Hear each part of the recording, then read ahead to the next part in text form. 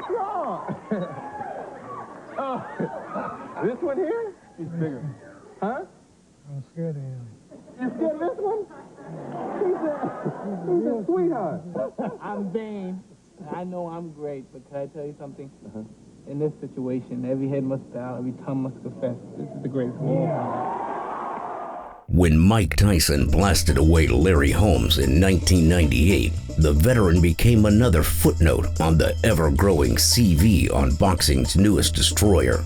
But on that night in Atlantic City, Tyson was not just dominating a former champion. He was settling a score on behalf of one of the greatest heavyweight champions of them all. As a young teenager, Tyson sat and watched Holmes dominate Muhammad Ali in Las Vegas. That night, he vowed that one day in the future, he would avenge Ali. 8 years later, his win over Holmes did exactly that.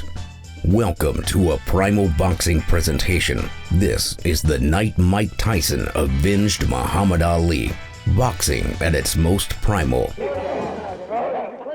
Since avenging an upset loss to Leon Spinks in 1978, Muhammad Ali had not been seen in a ring for over 2 years. His reflexes were deteriorated, his footwork diminishing.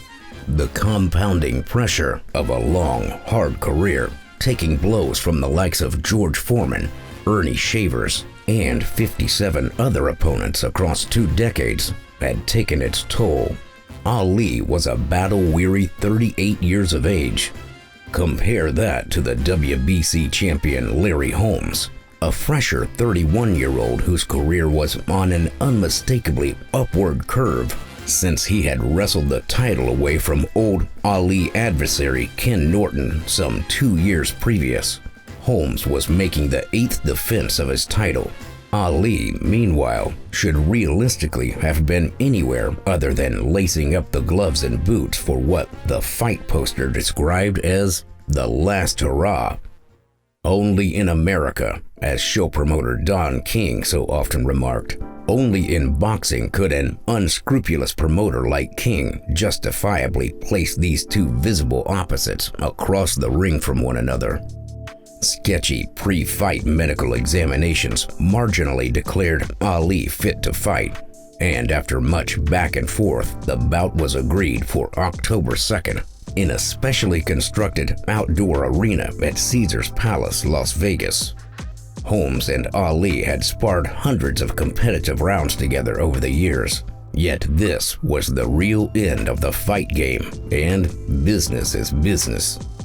Boxing off the end of his terrific lead left jab, Holmes dominated Ali for 10 painful sessions, all won by the champion, before Ali's head trainer, Angelo Dundee, retired his man. A longtime staple of Ali's corner team, Dr. Ferdy Pacheco, was vocal in his disdain for the contest, even calling for those involved to be imprisoned, such was the one-sided nature of the bout. Record numbers watched the massacre across the globe. The most pertinent observer was a future heavyweight king who quietly seethed as the mighty Ali was brutally dismantled. Watching on a closed-circuit set, a 14-year-old Mike Tyson made it his mission there and then to avenge the loss. To make Holmes the villain of the piece would also be a mistake. The champion was emotional post-fight, had not wanted to damage his former sparring partner, and held Ali in high esteem. Larry, I'd like you to explain why you've been crying. You know, so I really respect a whole lot, really respect Ali a whole lot. It hurt you to punish him that way, didn't it? I feel that he fought one of the baddest heavyweights in the world today, and you cannot take credit from him. But for a young Tyson and his aging mentor, Cus D'Amato, revenge was the only emotion they were dealing with. D'Amato had taken Tyson from the streets and was in the process of molding him into the destructive killer that terrorized the heavyweight division in the mid-'80s. Driving back home to Catskill, New York, after witnessing Ali's beating on screen, D'Amato signaled his intention that Tyson would one day return the favor to Holmes. Cuss rang Ali the next morning and told his friend that he had a young black kid who would one day be heavyweight world champion. Taking the phone, Tyson told his boxing hero that when he grew up, he would get Holmes back for everything he had dished out on that October evening. With their paths almost destined to cross at some point, Holmes and Tyson went about their respective work for the next 8 years. But for Ali, this is a must. And again, the question is asked, why? Why, after all those years in the ring, why do it again? I want the title 4 times. And to get it 4 times, I have to prove I'm qualified because I look so bad with Larry Holmes. People have a right to say, you washed up, you finished. I was sick. I'm taking on the toughest man next to Holmes, that's Trevor Berbick. A stubborn Ali had one more bout, losing on points to tough Jamaican Trevor Berbick, sustaining more damage that haunted him later in life. As the former champion's career eventually ended, much to the relief of fight fans around the world, Tyson's ascent was only just beginning. After missing out on the Olympics, Tyson turned pro with D'Amato by his side, along with trainer Kevin Rooney, and immediately began tearing through opponents in his first year. Tyson's ferocious finishing instincts and merciless power punching struck fear into the heart of his foes before the first bell had even sounded. Mike defeated Trevor Berbick, the final man to fight Muhammad Ali in 1986 for the WBC belt. Picking up 2 more titles along the way, Iron Mike was presented with his opportunity to exact redemption on behalf of Ali over Larry Holmes.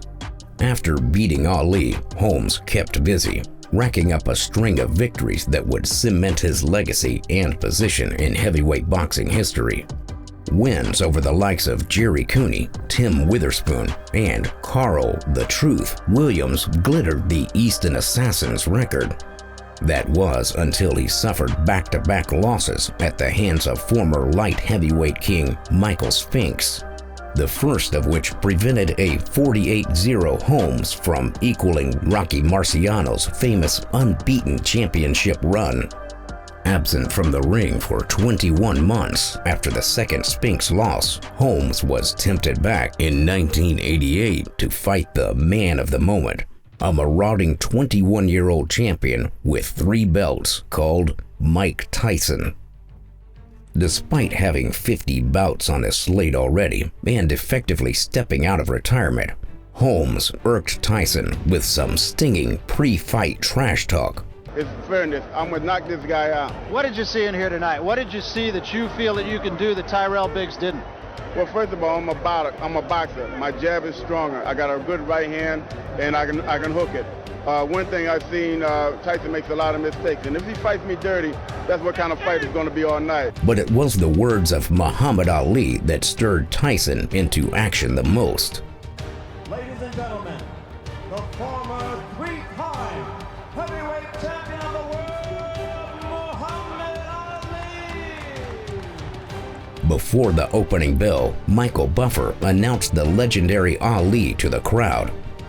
Before he exited through the ropes to take a ringside seat, Ali briefly whispered in Tyson's ear, reminding the champion of his quest to destroy the iron-chinned Holmes for what he had done 8 years earlier.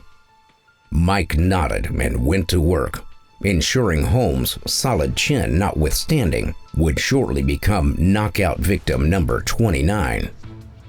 Tyson made sure that the only shred of comfort for Holmes was the bumper $3 million carrot Don King had dangled to tempt him into the ring for the headline attraction labeled as Heavyweight History.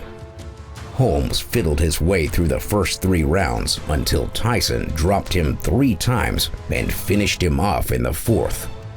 Holmes was not seen in a ring for the following 3 years, but he did return in 1991 and was competitive at a good level for the next few years. Larry was last seen in between the ropes in 2002, defeating the 300-pound boxing sideshow Eric Butterbean Esch. Tyson went on to take part in a career that also resembled a sideshow at times, but one that made him one of boxing's most infamous figures for a variety of reasons. Titles, knockouts, brushes with the law, and huge money-spinning payouts kept the baddest man on the planet relevant for over 2 decades. Click the video at the end screen to watch The Rise and Fall of Mike Tyson, a primal boxing presentation. But one of the most satisfying nights in Tyson's long career came on January 22nd, 1988 in Atlantic City, when he knocked out Larry Holmes and avenged his hero, Muhammad Ali. Don't forget that vital combination of like, subscribe, and ring the final bell.